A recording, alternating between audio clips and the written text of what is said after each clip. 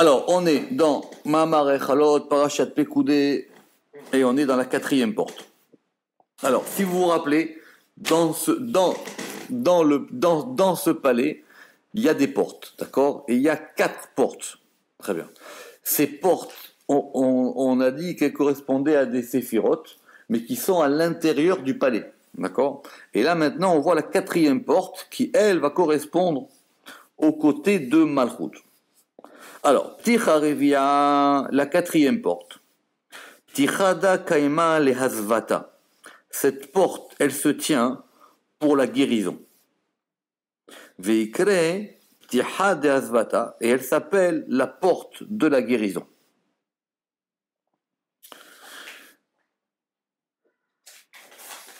Très bien. Le Ramak, il va dire deux choses différentes. Il va dire d'une part, effectivement, parce que le malach qui est préposé à la guérison, il s'appelle Raphaël. D'accord? Raphaël, c'est Rophé, c'est celui qui guérit. Il s'appelle Raphaël, et que le malach Raphaël, il est au niveau il serait au niveau de Malchut. Mais la guérison, elle provient pas de ce côté-là. Il dit que pour que quelqu'un il guérisse, il faut qu'il reçoive une lumière d'en haut. Et cette lumière, elle est au niveau de Keter.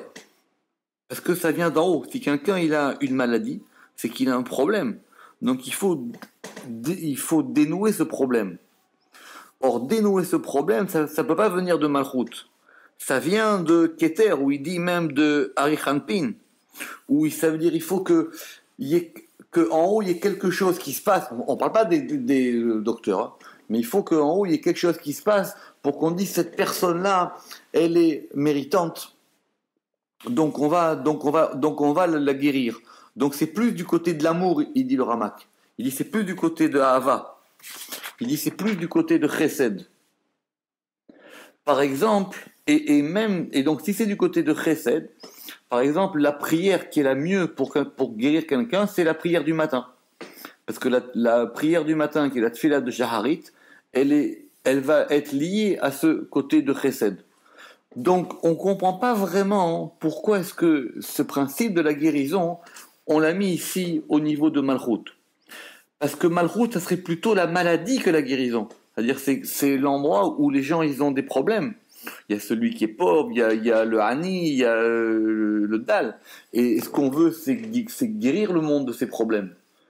Donc, il va donner les deux explications. En tout cas, la suite, elle dit Be'ai Pitra, et donc dans cette porte, Kaima Had Mamana, va se tenir un préposé. Et lui, il s'appelle Padiel. D'accord? Lui, c'est un ange qui s'appelle Padiel. Padiel, parce que ça vient de Pidion. Alors, Pidion, c'est à la fois délivré et c'est à la fois sauvé. C'est la Yeshua. C'est un ange qui est là pour délivrer les gens. Parce que le malade, il dit que Besod Pidionam Beyeshuat Refoua, que la guérison, c'est une délivrance. C'est délivrer quelqu'un. C'est vrai que quand on est malade et qu'on guérit, même pour une petite maladie, on se sent délivré. Il y a quelque chose qui disparaît.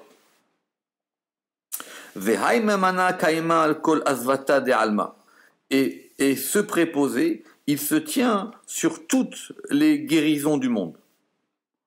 Ou la halat selutin, et il est là aussi pour faire monter la prière, enfin les prières, des kol maré des machovin, de tous les gens qui ont des maux, M-A-U-X, ou qui ont des mar'in, ou qui ont des maladies, vetsaharin, ou qui ont des problèmes, enfin des problèmes qui les touchent dans leur corps.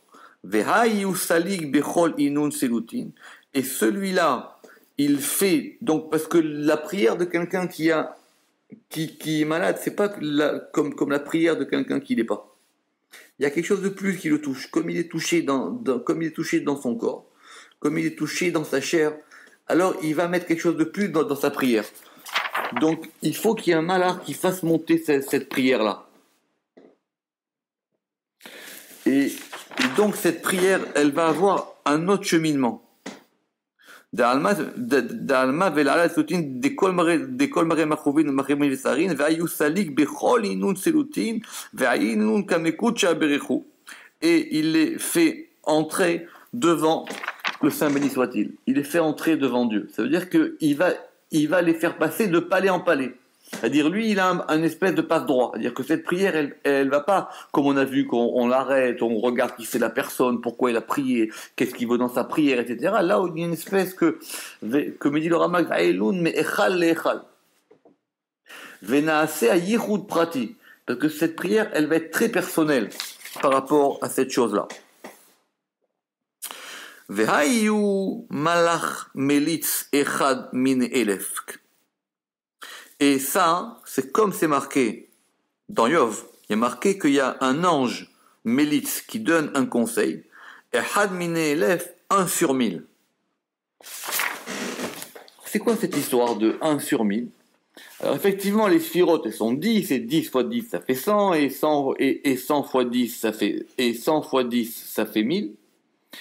Mais il dit que pour pouvoir pour pouvoir attirer la refoua, pouvoir attirer la guérison d'en haut, au niveau de là où on est dans la malchoute, il y a 1000 aspects. Mais pour pouvoir guérir, c'est 1 sur 1000. Ça ne veut pas dire qu'il y en a 1 sur 1000 qui guérissent. Ça veut dire que c'est un ange qui va voir toutes les prières des hommes, et il y en a 1 sur 1000 qui prend cette prière de quelqu'un qui est malade et qui la fait monter.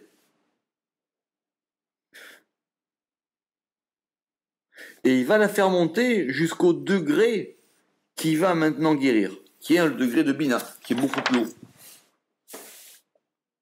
Urtiv, vayahananu vayomer pedaou meredet shachat.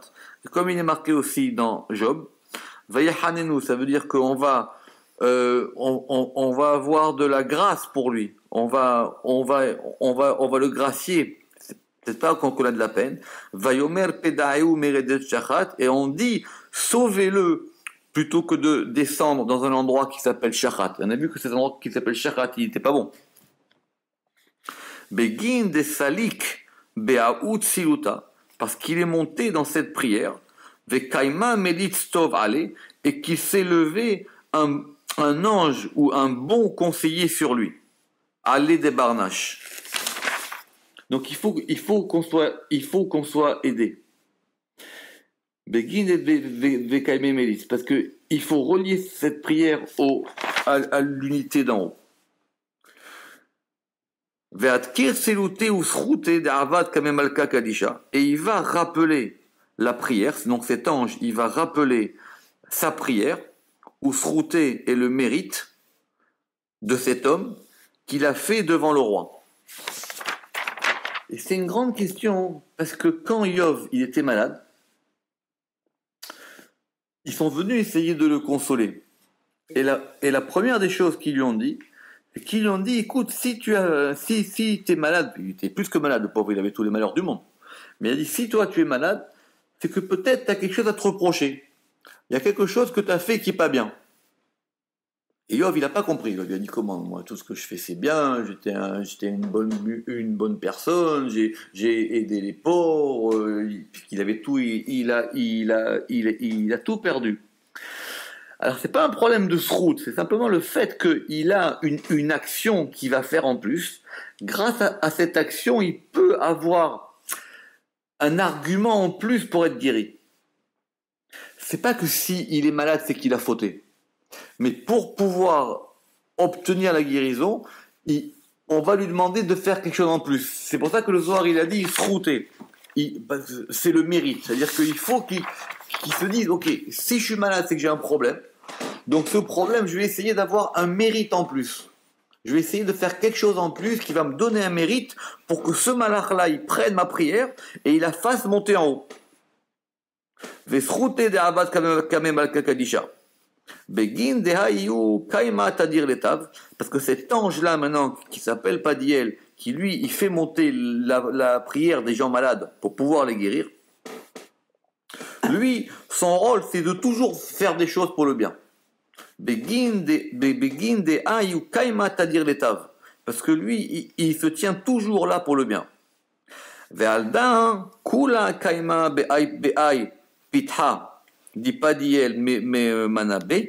Et donc pour cela, tout se tient dans cette porte dont Padiel est le préposé. C'est lui qui s'occupe de ça.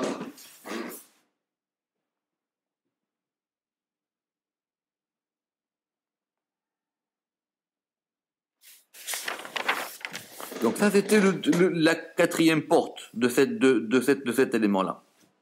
Très bien. Alors, Tichadaïou, les Star Marav. Et cette porte, on a vu que comme c'était la quatrième porte, il y en avait une qui était au nord, une qui était au sud, une qui était à l'est. Celle-là, elle est du côté ouest. Ou Beginda, Ilin Pitrin Kaimin Be'echarada. Et donc c'est pour ça que ces portes-là se trouvent dans ce palais. Il y a une porte de chacun des côtés.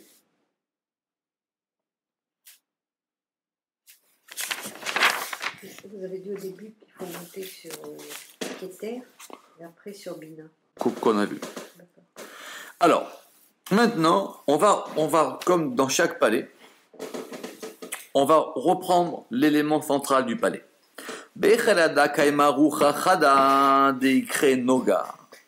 Donc, dans l'intérieur de ce palais, va se tenir un souffle ou un esprit, et qui est l'esprit du palais, c'est-à-dire c'est l'esprit de la maison.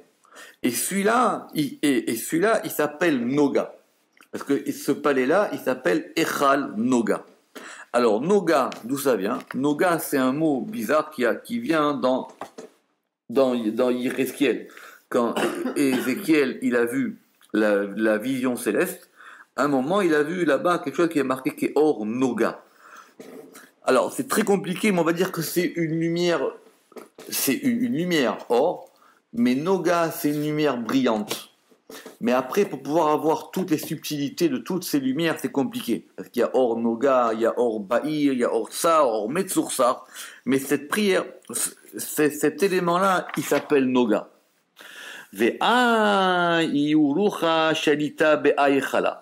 Et donc maintenant, cet esprit, c'est lui qui domine dans ce palais. Ou alors même, si on va d'après le verset où on avait vu là-bas à propos de Moshe, qu'il y avait marqué là-bas, donc Kemaase Livnat Asafir, qui était le premier palais, Kaetsem Hashamayim, c'était le deuxième, et le verset il continue, il dit la Torah, c'est-à-dire pour la pureté, la Torah, mais c'est la pureté ou la blancheur de la pureté, ça c'est aussi une autre manière d'appeler ce palais, et lui là, et ça c'est le troisième. Alors, en fin de compte, ce Noga, le Rama qui va dire que c'est la même chose que Zohar. C'est intéressant ça. Ah oui. Oui, parce que Zohar, ça veut dire une lumière aussi, Zohar. Simplement, Zohar, c'est la splendeur. Et que ce palais, on peut l'appeler aussi le Echal Zohar. On peut l'appeler aussi le palais du Zohar. Le palais de cette lumière splendide.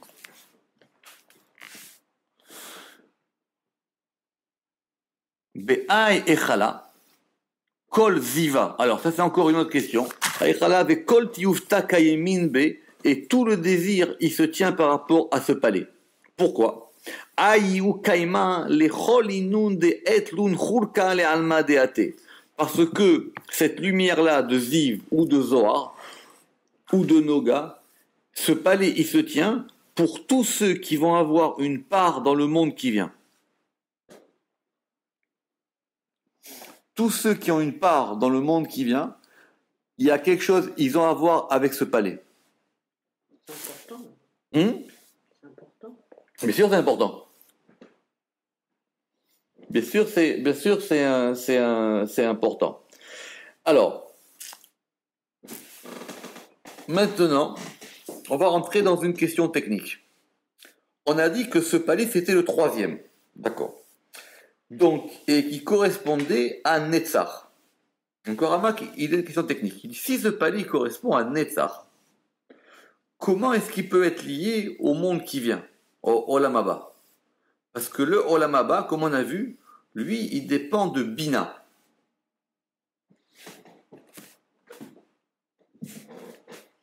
Donc, comment est-ce que ça va passer de Bina à Netzach? Alors, il dit qu'il y a un verset qui dit qu'à propos de Bina, qu'il y a marqué Naimot beiminecha Netzach. Donc, ce qui voudrait dire que, ce qu'on va par la suite, il y a une lumière qui descend de Chochma par Bina, et de Bina, elle passe à Chesed, et de Chesed à Netzach. Donc maintenant, du coup, on comprend l'histoire de la guérison. Ça veut dire c'est qu'il y a un élément qui s'appelle Chochma, on va voir. Il y a Bina qui correspond à Olam Haba. Parce que Olam Haba, c'est le degré de la mer. C'est le degré où on revient dans les choses. Olam Haba, c'est pas le monde futur. C'est ce qu'il y a dans ce monde-ci que nous, on voit pas. Ouais. C'est ça le Olam Haba. C'est qu'il y a quelque chose dans le monde qui travaille, mais nous, on le voit pas travailler. Mais il est là. Le Zohar, il dit Olam Haba, Abba Tadir. Il vient tout le temps. Il est tout le temps là. Et vraiment, ce qu'on appelle là, c'est quand cette chose-là, elle se dévoile. Parce que si le présent, il n'y a pas du futur dans lui, il n'avance pas le présent. Et qu'il y a quelque chose qui porte le présent. C'est la différence qu'il y a entre Olam Hazé et Olam Haba. Alors, l'école, donc tous ceux qui ont une part, les Alma, des athées, tous ceux qui ont une part dans le monde qui vient. Et donc ce palais-là, il va couronner ces âmes-là, donc les âmes qui ont une part dans le monde futur. Ce palais, il va les couronner. Beziva, avec, faut que je retrouve le mot, c'est soit une lueur, soit une splendeur. Beziva de Yekara, avec un éclat peut-être, ou avec un éclat de gloire.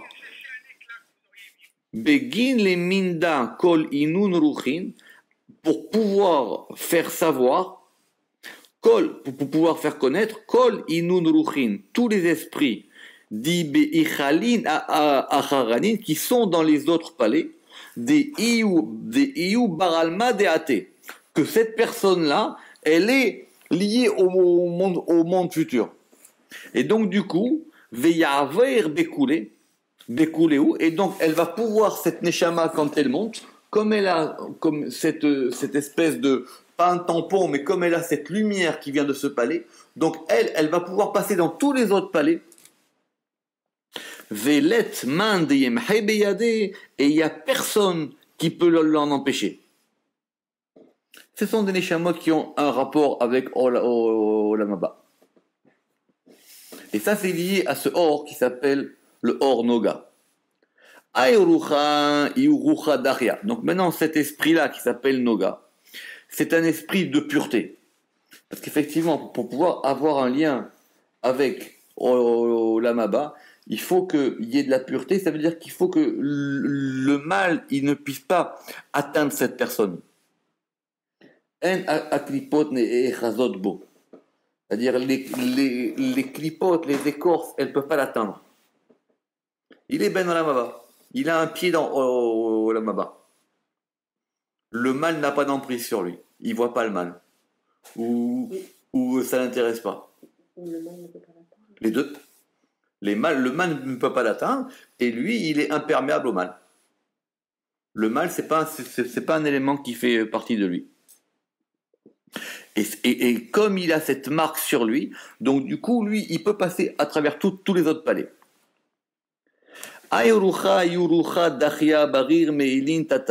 Et donc cet esprit-là maintenant, c'est là qu'on va voir, c'est un esprit d'Aria qui est pur, Berir Me'elin Tataïn, qui est alors Berir, qui est choisi de tous ceux qui sont en bas. Et comment il s'appelle? Il s'appelle Zahoriel, Zohar. Et le Rama qui va dire même c'est Zohar Yud. C'est-à-dire la splendeur du Yud. Il a sur lui la splendeur du Yud, Zohariel. C'est quelqu'un d'autre que le Messie. Non, ça n'a pas de rapport. Alors, Pas d'accord. ça a un petit peu de rapport. On va voir ça tout de suite. Mais c'est pas lié. Il y a des tas de gens qui ont un rapport avec la Maba. Donc, ils ont une espèce de lumière sur eux. Maintenant, cette lumière, ils l'ont méritée. C'est peut-être pas forcément de naissance. Mais, ou peut-être des fois, ces de naissance sont des chamois qui ont directement un rapport avec ça. C'est que ce soir, c'est l'Aïloula de Rabbi Meir. Oui, oui, oui. J'avais D'accord. oublié, mais c'est important. Alors justement, comme c'est l'Aïloula de Rabbi Meir, on fait une pause 2 secondes. Donc c'est connu que Rabbi Meir, le mal ne pouvait pas l'atteindre. Ah. Ouais. Et il y a une histoire sur Rabbi Meir que c'est connu qu'il y avait une fille qui avait été kidnappée par les Romains. D'accord.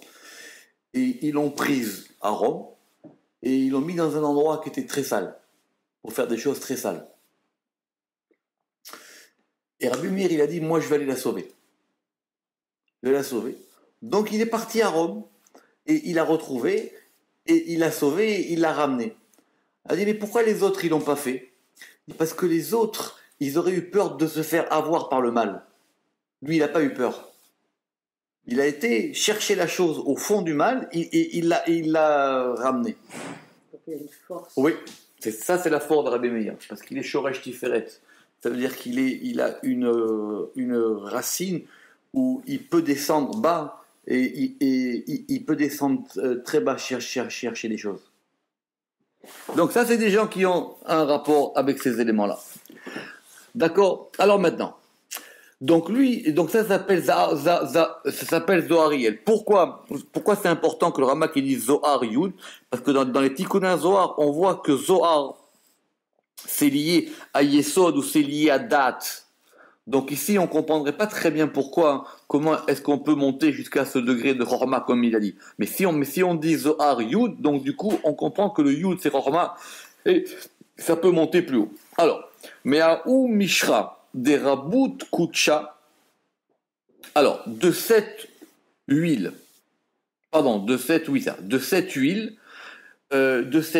d'onction. Effectivement, c'est un rapport ici avec Mashiach, mais c'est pas direct.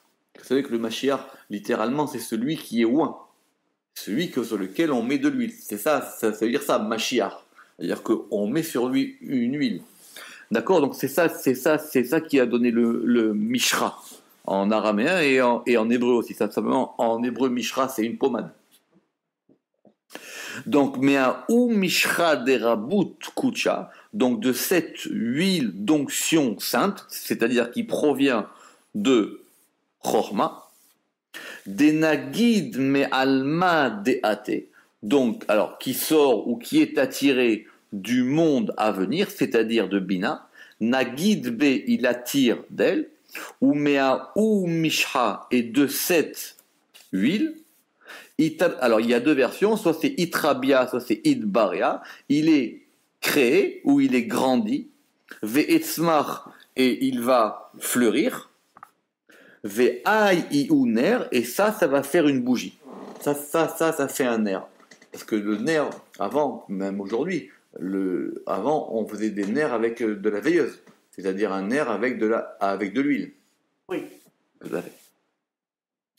Et donc, Ve'esmar ve'iu ner, et c'est une bougie, comme il est dit, et là, on parle du Mashiach, il y a marqué Arartiner lemshichi, ça veut dire j'ai organisé, j'ai arrangé, j'ai dressé une lumière, les Meshichi, j'ai dressé une lumière pour mon Mashiach, pour mon oin. Et c'est pour ça, dit le Ramak, que David Amelech, qui lui était un roi, qui était de la lignée de messianique, lui n'était pas Mashiach, mais le Mashiach il vient de David, lui il est lié à ce degré qui s'appelle Netzach, qui s'appelle la victoire. Et c'est pour ça qu'il a vaincu de ses ennemis, et c'est pour ça qu'il a écrit des psaumes dans lesquels il y a l'Amnatseach. Quand on dit l'Amnatseach, ça veut dire pour le victorieux. Et c'était pour ça qu'il était Ménacéach, parce qu'en même temps aussi, parce qu'il était capable d'être Meshabeach, parce qu'il était capable de glorifier. Begin de Aï ou Sidura, parce que cela est l'ordre, les idlaka butsinin mitata, c'est-à-dire d'allumer des bougies d'en bas. Kad shar'a alayou, quand va reposer sur eux, nehiru, une lumière, denagid mele'ela, qui est attirée d'en haut. C'est ça, c'est un lien entre le bas avec le haut qui passe par la lumière. Or, une personne qui a un lien d'en bas avec le haut qui est attiré par la lumière, ça s'appelle qu'il a une part dans le monde futur. Begin de ay istader kad, et quand cette chose elle est organisée, kad it kalilu be, ainsi sont inclus en lui ou sont totalisés en lui, kol inun tatahe le tata, tous les inférieurs en bas. C'est-à-dire tous les palais qu'on a vus en bas, parce que maintenant lui il est chalem, lui il est entier, parce qu'il a ce degré de shlemut. Exactement. Et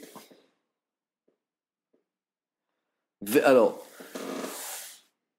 Begin Vekadistader Ayrucha, et quand cet esprit il est organisé, Bekol Inun Tataïn, dans tous ceux qui sont en bas, Venair Kedin, et il éclaire comme il se doit, Apik Mine va sortir de lui Had Neura, une lumière qui va s'appeler Ahadiel.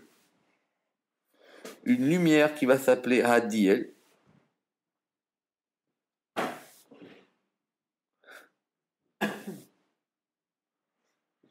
Alors il dit que Hadiel, ça s'écrit Aleph et, c'est-à-dire que c'est le Aleph qui va descendre dans le He, qui est Bina. Et donc, il va y avoir donc de Zahariel va sortir à Hadiel, Ve Aïou Kalil Beruchada, et il est totalisé dans celui-là, c'est-à-dire, comme dit le Ramak, que c'est qu'ils sont ensemble à Hadiel et Zahariel, c'est pas qu'il y en a un qui sort de l'autre, c'est qu'ils forment qu'une seule lumière, c'est-à-dire que la chose, elle est reliée à sa cause. Ça veut dire qu'il n'y a pas de distinction entre d'où ça vient et ce que c'est. C'est ça le degré de Olamaba. C'est qu'on voit la chose et ce qu'elle va donner. C'est qu'on voit la chose d'où elle vient. Comme il a dit, c'est que Vekelulim Yahad a Mesovav Besibato. C'est-à-dire que la cause, elle est reliée à l'effet. Tout à fait. Et donc maintenant va se tenir en dessous de lui un esprit pour pouvoir les hamshara, pour pouvoir oindre, c'est-à-dire verser de l'huile, les kol inu nishmatin à toutes les âmes, des salkin qui montent, des itlun hulka balmadeate qui ont une part dans le monde qui vient. Ve'ithazun, et elles sont visibles, c'est-à-dire c'est comme une lumière qui est sur cette personne. Elle est liée avec le haut et le bas. Elle reçoit quelque chose d'en haut, sur elle. Donc ça peut être effectivement une âme qui est liée au Messie. Ça peut être une âme qui est liée au Messie. Et comme c'est une âme qui est liée à la délivrance, donc c'est normal que la guérison, elle passe par la délivrance. Parce que la guérison, c'est une délivrance. C'est pour ça que le Zohar, il a mis les deux choses ensemble là. Les salka là, pour pouvoir monter en haut. Begin, parce que des kad nishmaka salka, parce que quand l'âme elle va monter, ve'alat beinun echalin tataïn, et elle va donc passer de palais en palais, comme on a dit. Et donc dans ces palais inférieurs qui sont connus, reshima iou, cette âme elle va être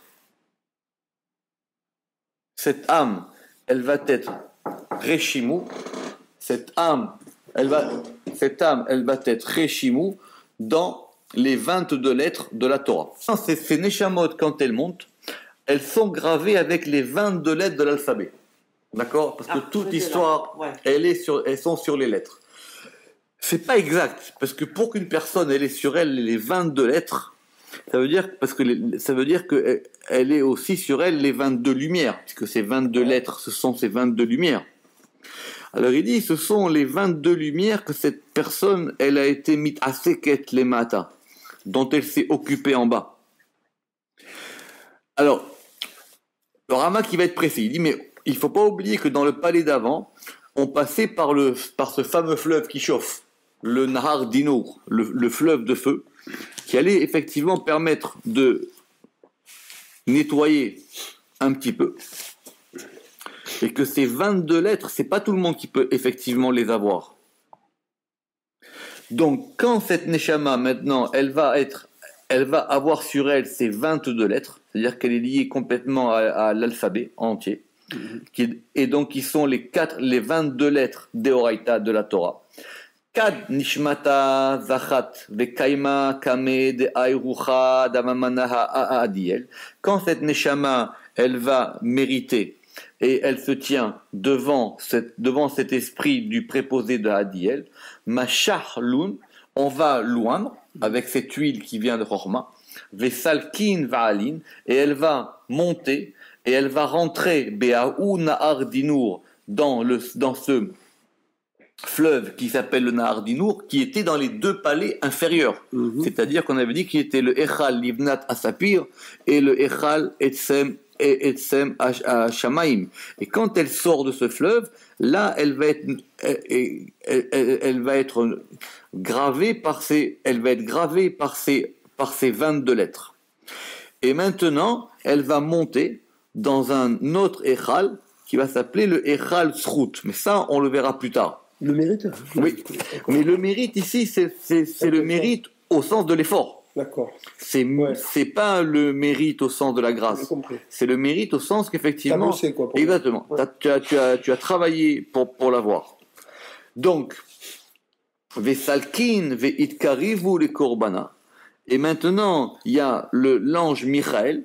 Et l'ange Michael, vous savez qu'il y a aussi un Beth Amikdash en haut. Et l'ange Michael, qu'est-ce qu'il fait? Il fait des corbanotes. C'est pas des corbanotes c'est des corbanotes avec des âmes, c'est-à-dire qu'il va rapprocher les âmes. Et il va rapprocher les âmes, et ces âmes-là, il va les faire monter jusqu'à un autre palais qu'on verra plus tard, qui s'appelle le palais d'amour. Parce qu'il y a Echal Fruit et Echal Ahava. Aïn Neura Kalil Betlat Neurin. Et cette lumière, elle est totalisée de 3 autres lumières. Begin de Aourabut Meshiha Itkalil Betlat Gebanin, parce que cette huile d'onction, elle est totalisée de 3 nuances ou de 3 couleurs, c'est-à-dire Chorma, Bina et Dat, c'est-à-dire les 3 degrés qui font qu'il est en haut.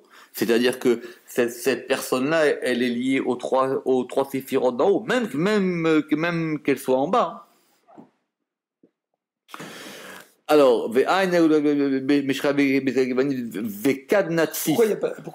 il y a date et pas Keter là, en l'occurrence? C'est pareil, c'est pareil. Keter, et quand va étinceler, parce qu'un nitzut c'est une étincelle, et quand va étinceler cette lumière, Aïneora, Natsitz Mine va étinceler d'elle 22 lumières, Kafbet Neurim. C'est-à-dire que ce sont ces 2 malars qui s'appellent Adiel et Zohariel qui vont effectivement être l'un compris dans l'autre. Donc les 22 lettres vont produire 22 lumières. Il dit c'est la Torah dont il s'est occupé dans ce monde-ci. C'est ça maintenant qui va resplendir. C'est ce qu'il a fait en bas qui resplendit en haut. Oui, mais même ce qu'il a fait en bas, c'était lié en haut. C'était Neshama qui était lié à cet élément-là. Alors, Vekuleu Netin Mine Kavbet Neurin, Kuleu Memanan Shimshin de Kaimeile. Donc, tous des préposés serviteurs qui se tiennent avec lui, Vekulehu itkerun al shema, et tout est appelé d'après le nom de cette lumière des Hallai, ou de cette lumière qui est sur lui. Et le Ramak, il va compter que Adiel, Badiel, et Gadiel, Dadiel, Hadiel, tout ça, ça fait 22 lettres. Et donc maintenant, il va avoir, et que tous ces malachim qu'on appelle ici, c'est pour pouvoir former ces 22 lettres. Vekuleu itkalelun be, et tout est totalisé en lui. Aïn neura bekolinun deurin, et cette lumière dans toutes ces autres lumières, itkalil be ayrucha, elle est totalisée dans cet esprit. Ve'ai rucha kalil be, et ce rucha, il est totalisé en lui. Ve'iskane le itiafsha gu echala revia. Et maintenant, et il va pouvoir, il va pouvoir se... Hein? En hébreu, il dit, il t'yachève. Oui, il va pouvoir s'installer. Mais comment il a traduit le ve'iskane? C'est seulement comment vous traduisez le ve'istekane? Mot à mot, il est enduit. Il est enduit. Ah d'accord, oui, c'est Milachon Sach, d'accord. Et donc il est enduit pour pouvoir s'installer à l'intérieur du 4e palais. Alors il dit que cette induction, enfin, que cet enduit là, c'est le lien des échalot les unes dans les autres.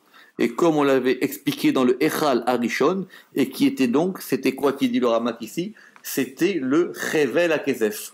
Oui, c'est le Chevel HaKesef. C'est ton frère qui est comme ça. Exactement. Baruch Adonai Leolam, Amen ve Amen.